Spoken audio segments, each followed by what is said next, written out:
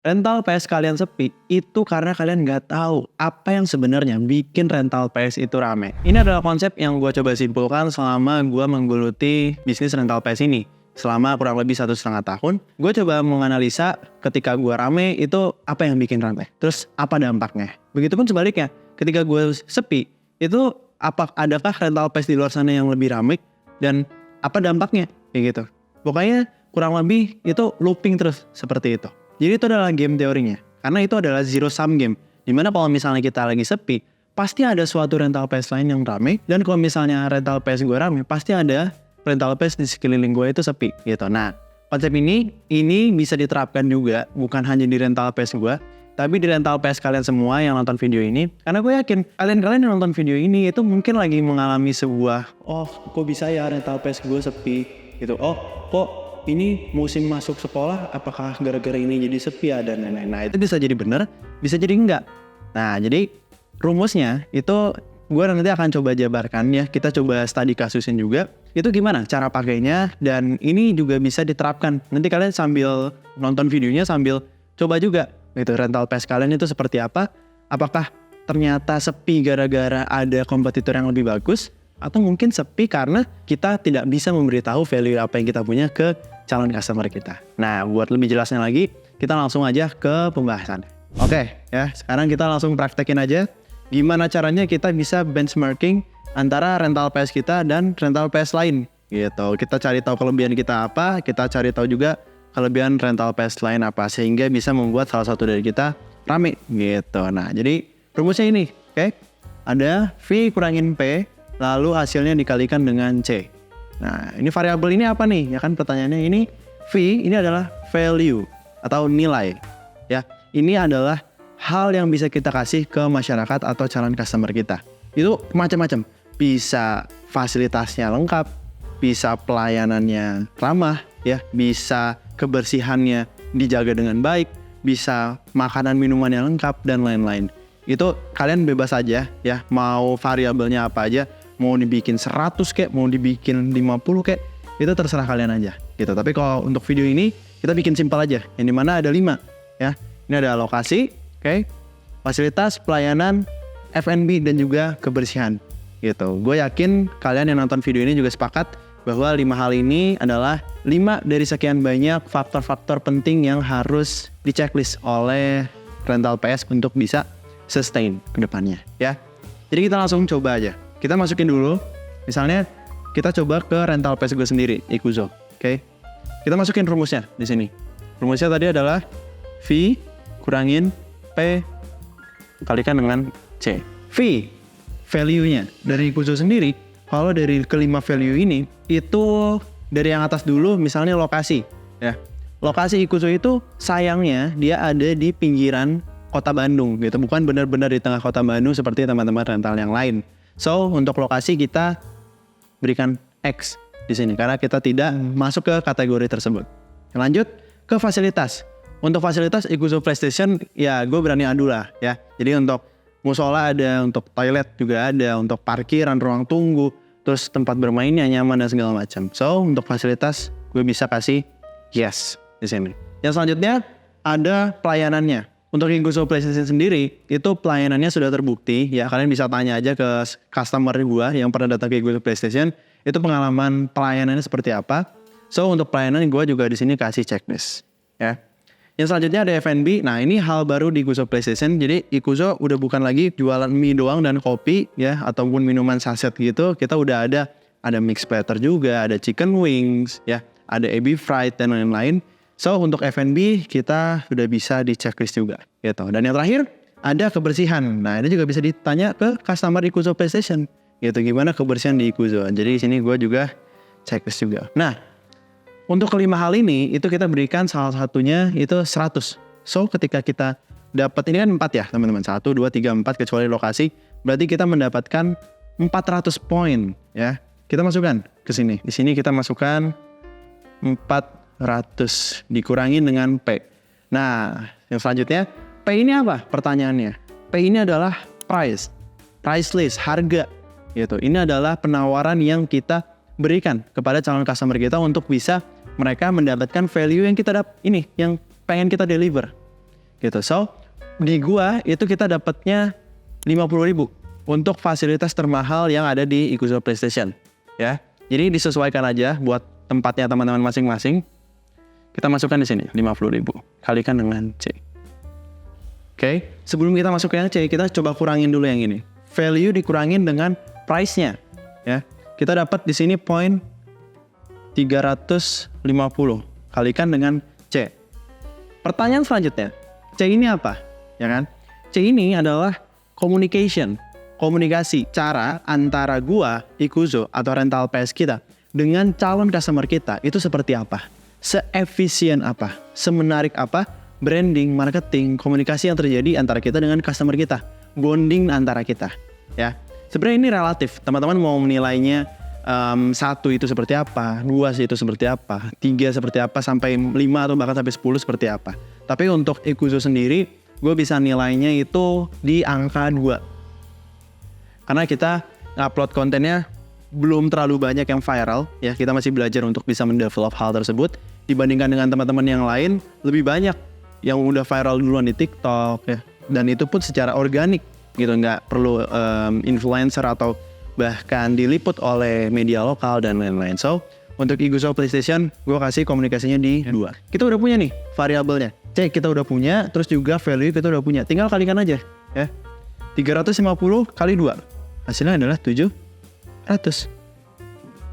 Nah, 700 ini adalah poin yang menjadi titik acuh kita untuk bisa benchmark dengan rental PS lain atau mungkin dengan kompetitor yang lain. Jadi bayangkan aja ya, ada sebuah leaderboard di mana judul leaderboard tersebut adalah rental PS terbaik di Kota Bandung. Dan di urutan nomor 1-nya itu adalah Ikuzo PlayStation dengan nilai 700 tadi. Jadi ada namanya, ada urutannya, dan ada nilainya. Nilai tersebut itu yang menjadikan titik acuh kita atau benchmark kita, mana yang lebih baik dan mana yang lebih buruk antara rental PS1 dengan rental PS yang lainnya. Dan ini cukup universal, so kita cukup adil untuk bisa menerapkan rumus tersebut ya kepada rental PS yang lain atau kompetitor kita. Kita langsung aja ke studi kasus yang selanjutnya, yang dimana kita coba ke contoh kompetitornya. Oke, di sini gue namain Budi ya. Si Budi bikin Budi PlayStation nih. Nah, si Budi PlayStation ini kita coba masukin lagi sama rumusnya. Tadi rumusnya ini adalah V kurangin P kalikan dengan C. Kita masukin lagi angka-angkanya. Value yang dipunyain oleh Budi PlayStation ini apa sih? Ya, pertanyaannya kan itu. Kita ambil dari sini lagi. Lokasi. Misalnya lokasinya di tengah kota deh. Gitu, lokasi di tengah kota. Oke, berarti si Budi ini menang dari segi lokasinya. Gitu. Nah, yang selanjutnya ini dari fasilitasnya.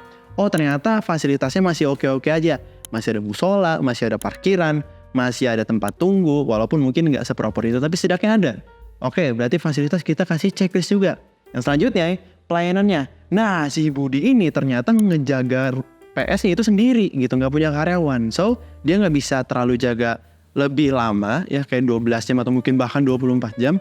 Dan ketika dia mungkin lagi sholat, lagi ke toilet kan, otomatis nggak ada yang jaga tuh. Nah, itu minusnya di situ. So, pelayanannya itu kita tidak checklist di sini. Yang selanjutnya F&B. Mungkin si Budi ini nggak seproper Ikuzo, yang dimana ada ebi fried, mixed platter, dan lain-lain. Tapi dia ada Indomie rebus, terus juga ada pop mie mungkin. Tapi setidaknya ada F&B-nya, so kita kasih checklist juga di sini. Yang terakhir kebersihannya. Si Budi kebetulan rajin gitu, karena dia mungkin berbudi orangnya, jadi namanya Budi. Nah, ini kita kasih checklist juga. Nah, sama ya, karena yang ke checklist yang 4 poin, kita kalikan dengan 100, so Budi mendapatkan nilai sama 400. Sama nih value-nya sama Ikuzo PlayStation. Mungkin di Ikuzo PlayStation tempatnya lebih bagus, tapi ternyata dengan benchmark 5 hal tersebut nilainya sama 400 gitu. Oke, kita masuk ke price-nya. Nah, si Budi ini mungkin tempatnya nggak terlalu oke. Maksudnya bukan dalam artian nggak bagus, tapi seadanya aja sesuai konsepnya. Terus juga harga yang ditarifkan juga nggak setinggi itu. Kalau misalnya Ikuzo tadi 50.000, mungkin si Budi ini paling mahal di 30.000 deh. Misal, ya. 30.000 kalikan dengan C. Tinggal kurangkan aja. 400 kurangin 30. Ya, di sini ada 370. 400 kurangin 30 ya benar. Nah, ini kalikan dengan C. Nah, tapi si Budi ini ya itu bonding sama karyawannya super duper kuat. Setiap ada karyawan di situ benar-benar dia sapa, ditukar nomor teleponnya untuk bisa di after sales lagi, terus juga bisa lewat booking, lewat WA pribadi dia dan lain-lain. So, komunikasi yang terjadi ini lebih bagus daripada yang Ikuzo punya. Misalnya ya, kita kasih kalikan 4. Jadi value-nya ini 370, lalu komunikasinya itu 4. Ya tinggal dikalikan aja. Nah ini hasilnya 1, 4, 8, 10. See? Langit dan bumi bedanya skornya antara Budi PlayStation dengan Ikuzo PlayStation punya gua. Ya. Apakah value-nya beda? Enggak, sama-sama aja. Mungkin yang satu menang di lokasi, yang satu menang di pelayanan. Tapi kita lihat faktor yang lain selain value. Ada C, communication di situ. Si Budi ini komunikasinya efektif banget. Makanya dia dapat nilai 4. So ketika poin yang lebih kecil tapi dikalikan dengan 4, hasilnya lebih gede. Daripada yang value-nya gede tapi dikalikan dengan 2, dalam artian komunikasinya kurang efektif, itu hasilnya cuma 700. Poin ini ya, dengan ini, coba masukin lagi ke leaderboard yang tadi. Leaderboard rental PS terbaik di Kota Bandung.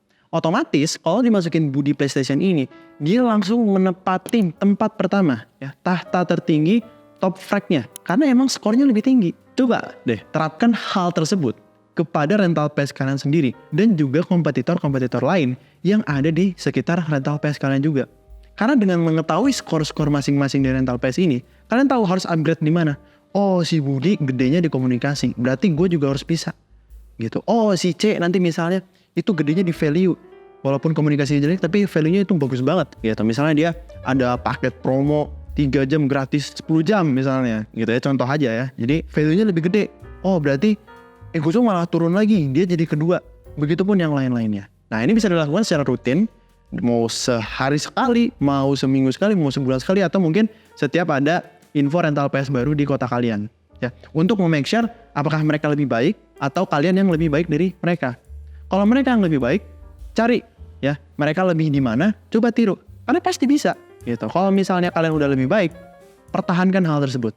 Ya, jangan merasa kalian udah bagus nih, gitu kita nggak usah ngapa-ngapain lah, udah rame lah. Gitu. Giliran sepi bingung kalian. Jadi kalau mau benchmarking antara rental PS1 dan rental PS lain, ini rumusnya. Dan ini menurut gue ini sangat gampang sekali, ini sangat universal, kalian bisa terapkan bahkan bukan di rental PS aja, ini di semua lini ya. Mau bisnis F&B kayak, mau fashion kayak, ya mau retail kayak apa segala macam, ini bisa diterapkan. Cuman ya balik lagi ini kan universal banget. So emang rumusnya simple banget dan variabel yang gue gunakan juga ini cuma 5. Kalian bisa nih tambah ini jadi 50 bisa misalnya. Oh, game bolanya ini update. Oh, di sini ada PS5, PS3, PS4, lengkap nih PS-nya. Oh, yang di sini suka ngadain turnamen misalnya. Itu tambahin aja ya. Sesuai dengan kebutuhan kalian, nanti juga akan ketemu siapa yang skornya lebih tinggi, siapa skornya yang lebih rendah, siapa yang lebih baik dan siapa yang nggak lebih baik dari rental PS kalian gitu. Masukin ke leaderboard dan kalian akan tahu mana yang menjadi terbaik di kota kalian. Ya semoga kalian ya gitu, tapi kalau belum ya semoga kalian juga gitu. Jadi selalu berusaha untuk jadi top fraggernya itulah gitu. Jangan sampai lengah gitu. Nanti kalau udah lengah lah bingung lagi kalian ya, baru nonton video ini, gimana ya caranya gitu. Gak usah nanti, gak usah one day gue akan jadi nomor 1, gak usah. Justru pas nonton video ini day one-nya gitu ya. Jadi langsung terapin aja ya hari ini kalau bisa. Waktu kalian nonton video ini langsung post nih, langsung tutup videonya, langsung tulis gitu. Oh kayak gini tuh, kayak gini ya. Oh yang segini tuh segini skornya. Oh kayak gini. Oh ternyata gue udah jadi nomor 1. Atau mungkin oh ternyata gue paling bawah. Nah kayak gitu. Jadi kalian petakan aja, habis itu kalian akan tahu posisi kalian di mana. So, kurang lebih caranya gitu aja. Super simpel banget, bisa diterapin di semua industri ya. Ini hanya contoh kecilnya aja di rental PS karena memang gue sendiri itu fokus untuk bisa membantu kalian-kalian para pebisnis rental PS yang ada di Indonesia. Ya, ini sebarin aja ya. Gue nggak takut ini mau dibilang ilmu dapur kayak enggak, ini terserah aja. Karena gue udah melakukan ini kurang lebih 1,5 tahun ke belakang. Gitu. Jadi, silahkan aja lah. Gitu, untuk bisa menerapkan hal ini. Semoga bermanfaat dan semoga ya itu kalian bisa tidaknya sedikit merubah rental PS kalian sedikit lebih baik hari demi harinya, minggu demi minggu, bulan demi bulan, dan tahun demi tahun gitu. Jadi itu aja. Jadi diskusi aja kalau misalnya masih ada yang bingung. Nama gue Pramudia, ya thank you udah nonton, bye bye.